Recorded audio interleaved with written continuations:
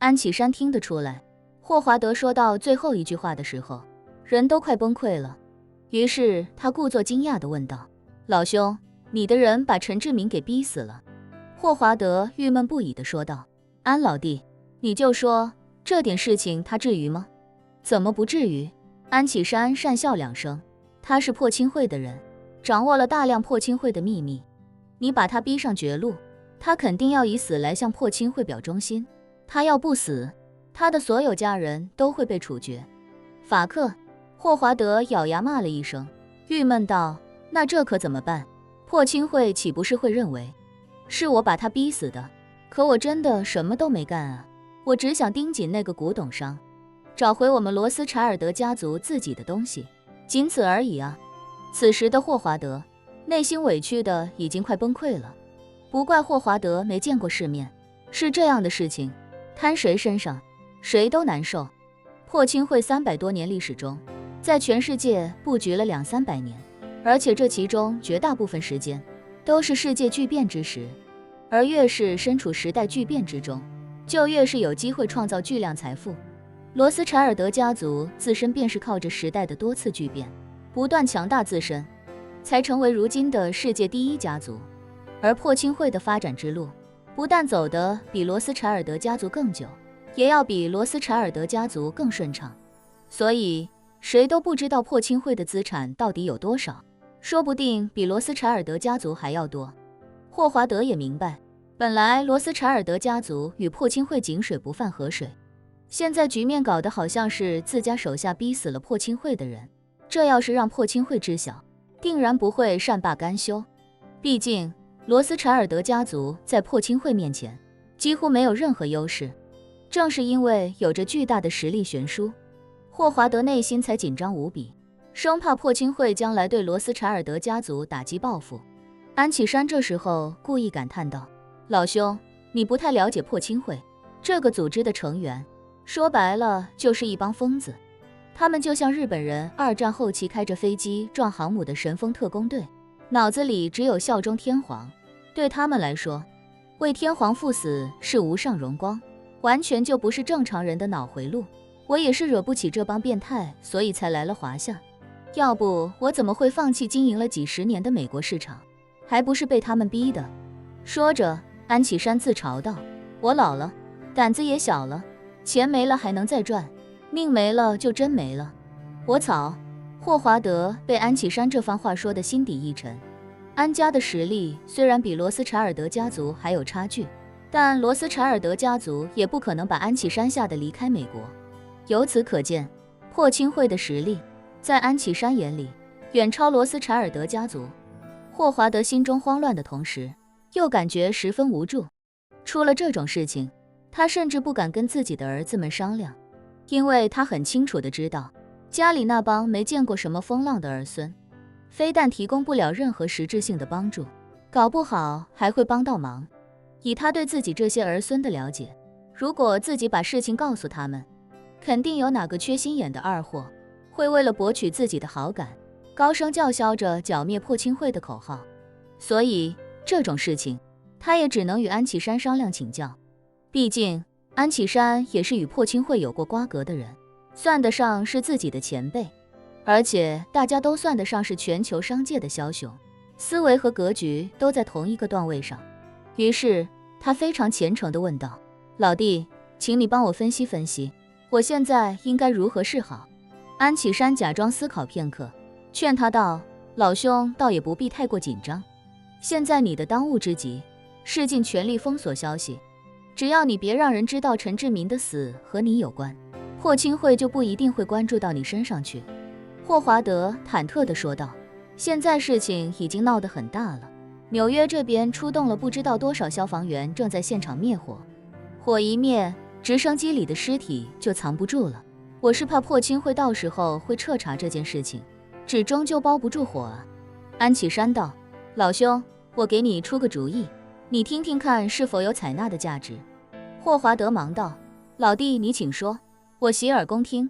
安启山道：老哥，你在纽约的影响力是很强的，现在这件事在外界看来无非就是一场火灾而已，而消防员在没有完全灭掉大火之前，更不可能知道里面的死伤情况。所以，我建议你赶紧疏通关系，等消防员把火灭掉之后，务必不要让他们靠近火场中心。先派人进去，把陈志明还有那个古董商的尸体处理一下。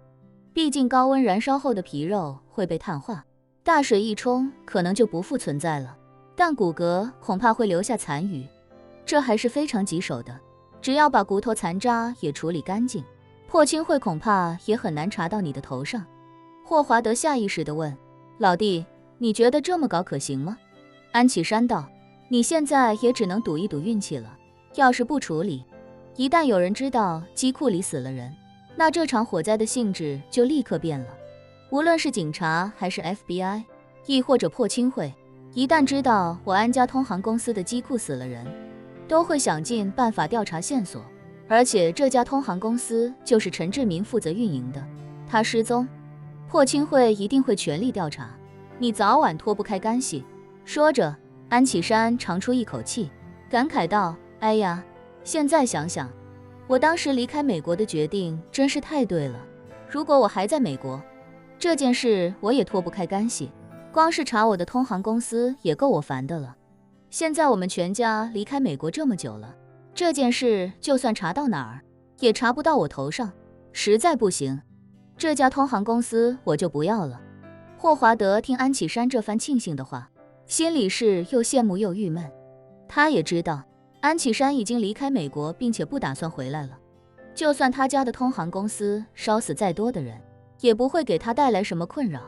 反正人也不是他烧死的，而且美国这些带不走的产业，他本身也是抱着放弃的心态。可自己不行啊，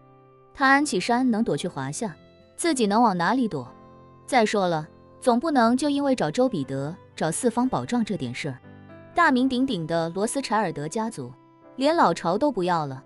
思前想后，他还是觉得安启山给的建议值得尝试。而安启山这时候又宽慰他道：老兄，你也不用太紧张，只要你能把尸体处理干净，基本可以高枕无忧。如果真的东窗事发，这件事在破青会眼里，其实跟我的关系比跟你的关系更大。霍华德下意识地问：为什么这么说？安启山道：你想，我跟破青会本来就有仇，这是其一；陈志明表面上是我的女婿，这是其二；通航公司是我安家名下产业，这是其三。如果破青会知道陈志明死在了这场大火里，你觉得他们会怀疑你多一些，还是怀疑我多一些？安启山的这番话让电话那头的霍华德顿时长出一口气，他心中暗忖，安启山说的没错，这件事怎么看都是跟他的关系更大。只要我能把这场大火里的线索处理干净，把参与其中的人全部雪藏，谁会知道这是我干的？想到这，他还非常不好意思地说道：安老弟，这件事跟你没什么关系，却要让你替我承担风险，这让我心里怎么过意得去？之所以要客气一番，是因为霍华德知道这件事就算真能瞒过破青会，安启山也是知道一切内幕的。如果他哪天把这件事的真相抖出去，破青会说不定还是会找自己算账。所以他必须试探一下安启山的口风，看看他是否真的愿意帮自己这个忙。安启山哪里不清楚他在想什么，于是便毫不在意地说道：我跟破青会早就你死我活，不共戴天了，替你承担这点风险，说白了也是狮子多了不咬。破青会本来就要杀我全家了，就算他觉得是我杀了陈志明，还能把我怎么样？总不能把我全家杀2回吧？狡猾一辈子的霍华德从来都是一个利益至上的人，如果世界上随机死一个人，他就能得到1万美元，那他至少会向上帝许愿，让世界人口减少 99.99%， 而且他不会觉得对任何人有所亏欠。但是现在他心里却对安启山的慷慨帮助颇为感激，感动不已地说道：安老弟，实在是太感谢你了。安启山微微一笑，开口道：老兄，你也别着急感谢我，破青会能存在这么多年也不是吃素的，万一破青会查到这件事跟你有关，你也要做好相应的心理准备。霍华德心下一紧，知道安启山说的没错，这一切确实也有暴露的可能，但自己现在已经别无选择，必须抓紧时间毁尸灭迹，最起码还能赌上一赌。于是他非常感激地说道：安老弟，谢谢你的提醒和帮助，我现在就抓紧时间按你说的去办。如果这样最后还被他们发现，那也只能认命了。两人客套一番挂了电话，霍华德便开始利用自己的人脉，想办法毁尸灭迹。而安启山则给叶晨发了一条信息，告诉他霍华德已经上钩。叶晨让外公吓唬霍华德，主要是为了自己114鸟的计划能够完美落地。之所以说是114鸟，是因为这件事达成之后，首先会死死折磨霍华德，让他寝食难安，其次还能让霍华德以为周良运已死，放弃追查周良运的下落，再次还能引诱霍华德出手帮忙毁尸灭迹，让破青会更难查出线索。至于最后一个目的，则是要拉罗斯柴尔德家族下水。汉克追到通航公司的那一刻，罗斯柴尔德家族就已经上了叶晨的贼船，